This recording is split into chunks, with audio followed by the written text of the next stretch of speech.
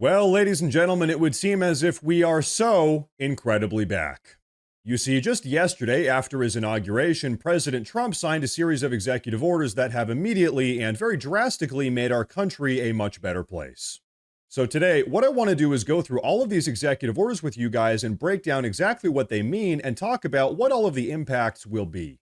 So, hey, without further delay, let's get right into it, beginning with immigration and border security. Now, there are four big things here to talk about. First off, Trump declared a national emergency at the US Mexico border, which helps him free up funding for immigration enforcement. He also signed executive orders to halt refugee admissions and asylum seekers from entering the country, re implementing the Remain in Mexico policies from his first term. He then directed the U.S. military to seal the border and designated the drug cartels and international gangs as foreign terrorist organizations.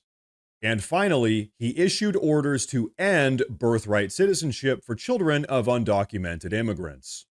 Now, this executive order regarding birthright citizenship, although great, I love it, will probably end up getting challenged and taken to the Supreme Court, with some legal experts claiming that it's in conflict with Article 1 of the 14th Amendment.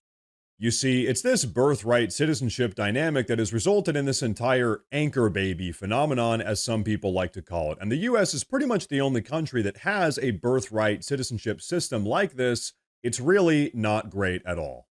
But beyond that, the rest of Trump's border security and immigration protocols are already right now in full swing and are already the law of the land.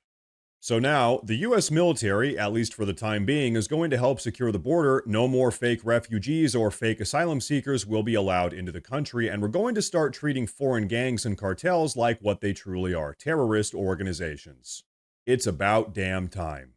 Now, moving on from the border, Trump has also made some big changes to our environmental and energy policies.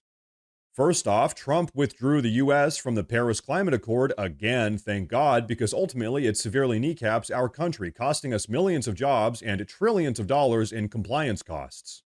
Also, many of the world's top climate culprits, places like China and India, couldn't give a rat's patootie about their pollution levels, and they pollute 5 to 10 times more than we do here in the US. So, destroying our own economy when our enemies are just pumping away is incredibly stupid to say the least. Now, on top of pulling out of the Paris Climate Accord, Trump signed an executive order declaring a, quote, national energy emergency, which streamlines environmental regulations and boosts domestic energy production, particularly focused on oil drilling. So when Trump talks about unleashing American energy, this is what he's talking about. Also, real quick, if you guys could help me unleash the energy of this YouTube channel, it would really help a lot, and subscribing is probably the best way to do it.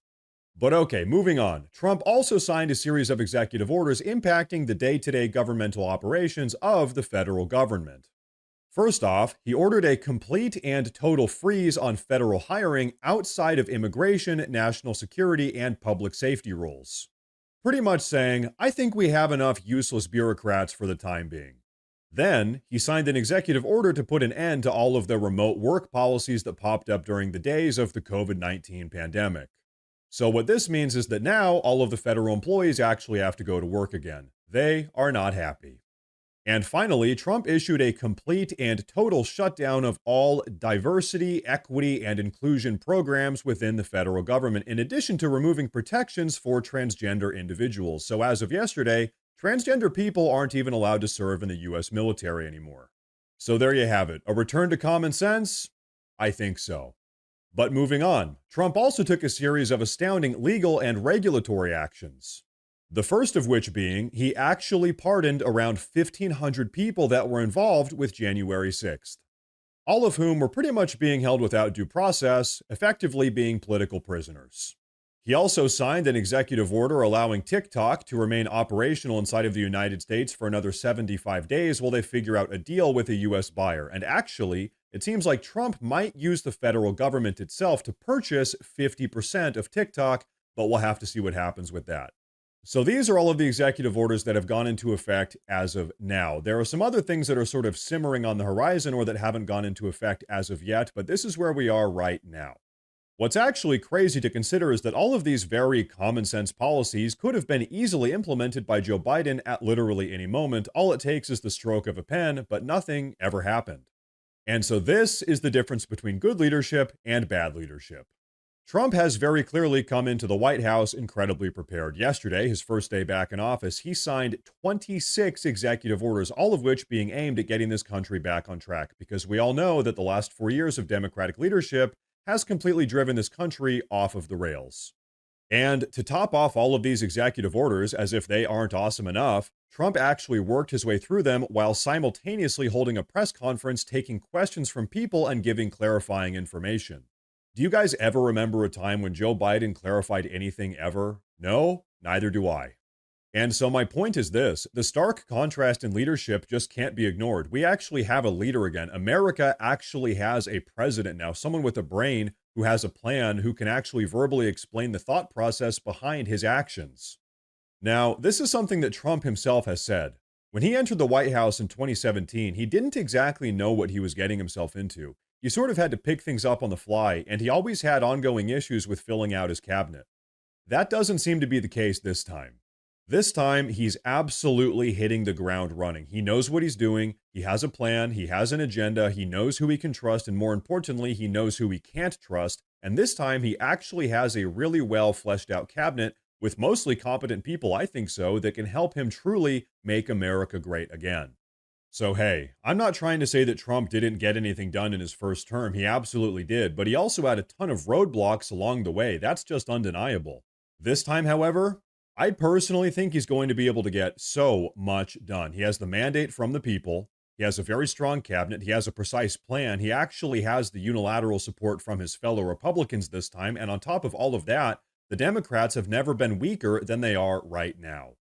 And I have to say, something that I think we can all agree on: very few presidents come into the White House with the burning sense of purpose that Trump very clearly has right now.